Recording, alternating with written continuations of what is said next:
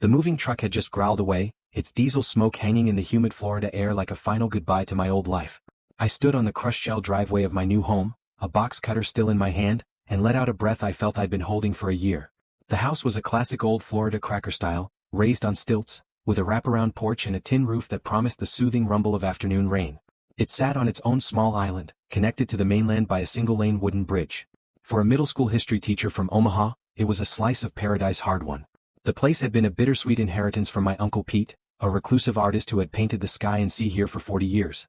The will had been contested by a distant cousin. The sale of my condo had fallen through twice, and the move itself had been a logistical nightmare of ferrying furniture across that little bridge.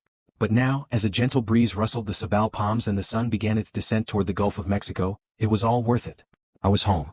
The title was officially, finally, irrevocably mine.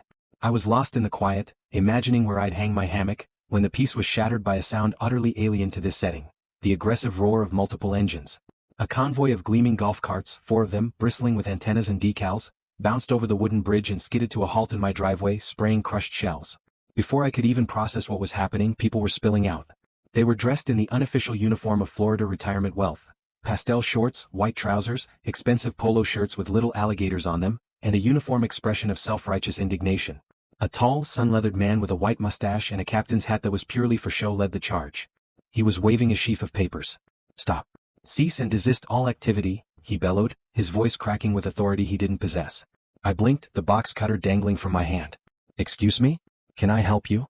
"I am Arthur P. Grimshaw, president of the board of the Sand Dollar Shores Homeowners Association," he announced, jabbing a finger at me. "And you, sir or madam, are in violation." Behind him, a woman with helmet hair and diamond earrings the size of shirt buttons peered at me with undisguised contempt. "Is that a box cutter?" "He's armed, Arthur. I told you these internet people are dangerous." She clutched a beaded handbag to her chest as if I were a bank robber. "I'm not armed, I'm unpacking," I said, my initial bewilderment giving way to a slow, creeping annoyance. "And this is my property. I just moved in today." "Your property?" Grimshaw scoffed. He thrust the papers at me. They were a jumble of bylaws, covenants, and a map with my lot circled in angry red ink. Lot 7A is and always has been common area beach access for Phase 3 residents.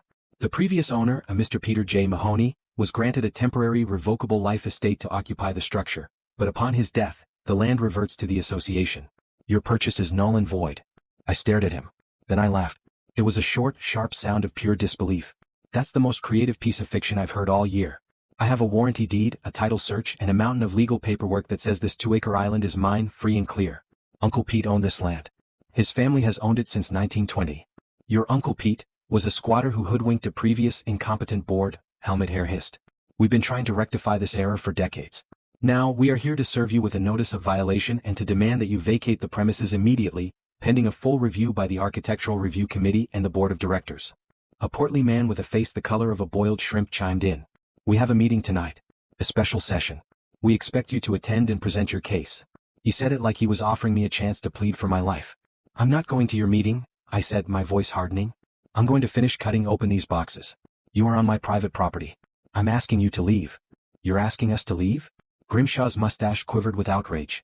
"Young man, we are the Sand Dollar Shores HOA. We represent the will of the community.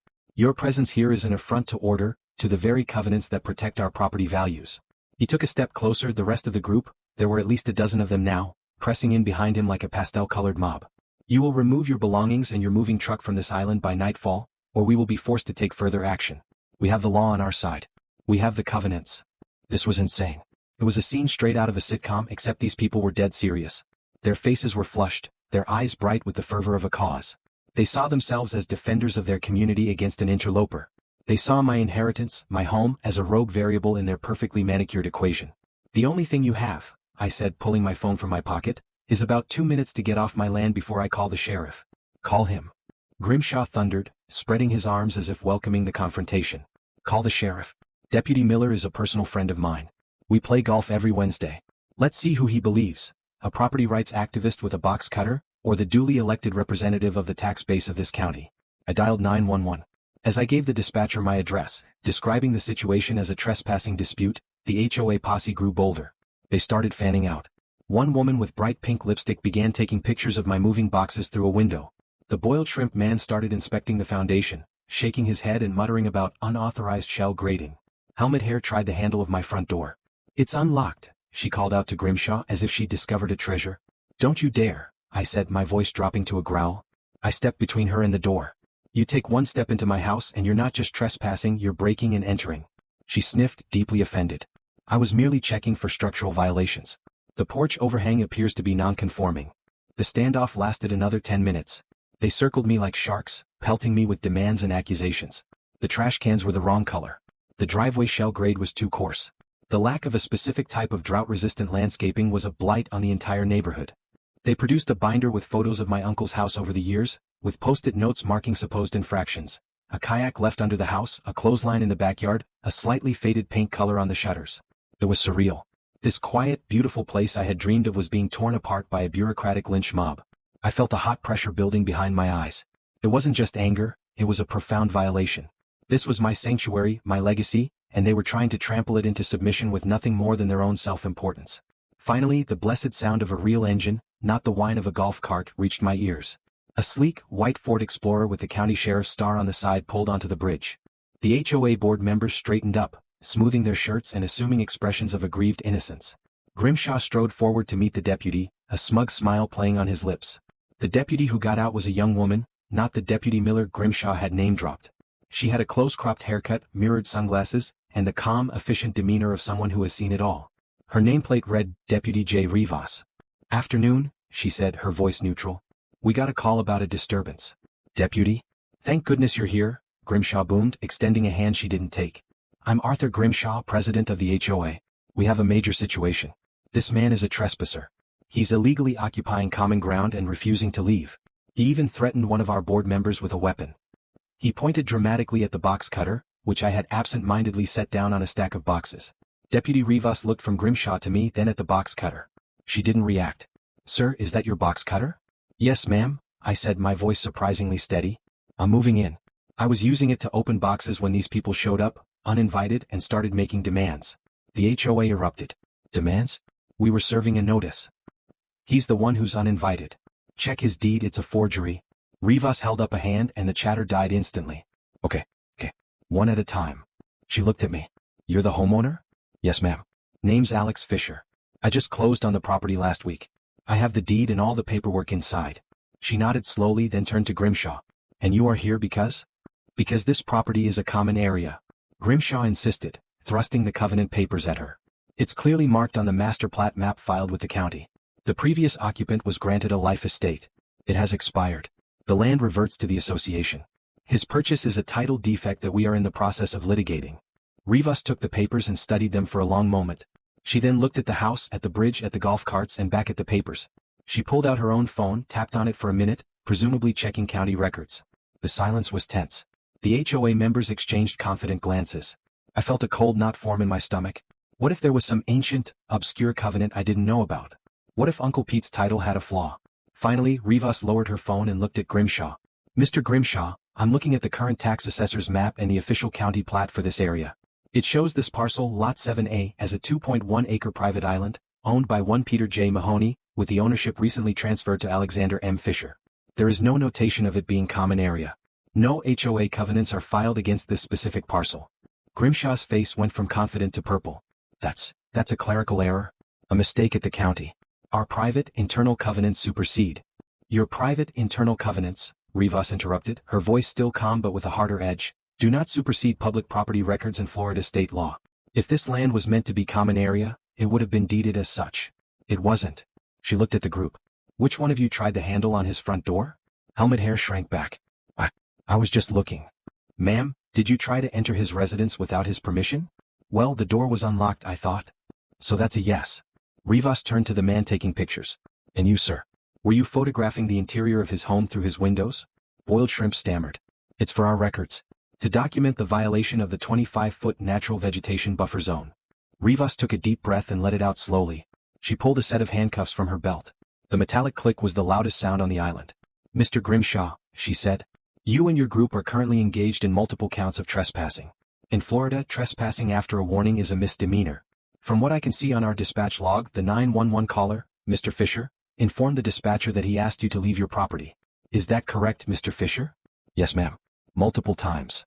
And you all remained, Rivas stated, not as a question. She looked at the group. Furthermore, I have probable cause for an attempted breaking and entering, and at the very least, a case for harassment. Now I'm going to give you one chance. Get in your golf carts, drive back across that bridge and go home. If you do that, we can all forget this little field trip ever happened. For a moment, the old guard mentality fought with common sense. Grimshaw puffed up. Now see here, deputy, I am not accustomed to being spoken to in this manner. I have friends at the sheriff's department. Friends in county government. You are making a very grave mistake. Rivas smiled, but it didn't reach her eyes behind the sunglasses. Mr. Grimshaw, the only mistake being made here is yours. You have no legal standing. You're on private property. You've been told to leave. You're refusing. That's my cue. She reached for Grimshaw's arm. He jerked back. Don't you dare touch me. This is an outrage. A complete miscarriage of justice. You'll be hearing from my lawyer. From the county commissioner. Okay then, Rivas said. In one smooth, practiced motion, she had his arm twisted behind his back. The shiny handcuffs clicked shut around his wrists. Arthur P. Grimshaw, you are under arrest for trespassing after warning and resisting a law enforcement officer. The pastel mob gasped as one. Helmet Hair let out a little shriek. Boiled Shrimp dropped his phone. The rest of you, Rivas announced, her voice now ringing with command as she guided a sputtering Grimshaw toward her patrol car. You have exactly 60 seconds to get in your vehicles and vacate this island before I start running all your IDs and find a reason to take you in for contributing to a riot. Go. They went. It was a chaotic, scrambling retreat. Golf carts reversed into each other, Helmet Hair's husband had to physically guide her into their seat, and the pristine shell driveway was churned into a mess by their panicked exodus. As the last cart bounced onto the bridge, I could swear I heard one woman wailing, but the Covenants. The Covenants. Deputy Rivas calmly placed a still fuming Grimshaw in the back of her Explorer. She closed the door and walked over to me, pulling off her sunglasses. Her eyes were a calm, weary brown. You okay, Mr. Fisher? She asked. I let out a shaky laugh. I think so. I don't know what to say. Thank you. They were so certain. They always are, she said with a knowing nod. That's the thing about people like that. They live in their own little bubble where their neighborhood barbecue rules are the supreme law of the land. They forget there's a real world out here with real laws. She jerked a thumb toward the patrol car. He'll cool off in a cell for a few hours post bail and then probably try to sue you. But from what I saw on that county map, he doesn't have a leg to stand on. You have a clear title. Enjoy your new home. She handed me a business card.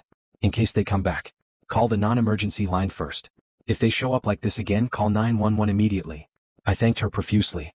She gave me a small salute, got in her car, and executed a perfect three-point turn, driving off the island with Grimshaw's indignant, muffled shouts fading into the distance.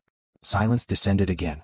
The sun had almost set, painting the sky in streaks of orange and purple. The only sounds were the gentle lapping of the water against the mangrove roots and the distant call of a seabird. I walked to the edge of my porch, the wood warm and solid under my feet. My home. I picked up the box cutter. Then I walked to the mailbox at the end of the driveway. It was a simple weathered wooden post. Using the blade, I carved a single word into the wood, right below the house number. I smiled. Let them come. Let them bring their covenants and their committees. The sheriff had shown them the only law that mattered here. And for the first time, surrounded by the quiet peace of my island, I felt like I could finally, truly unpack.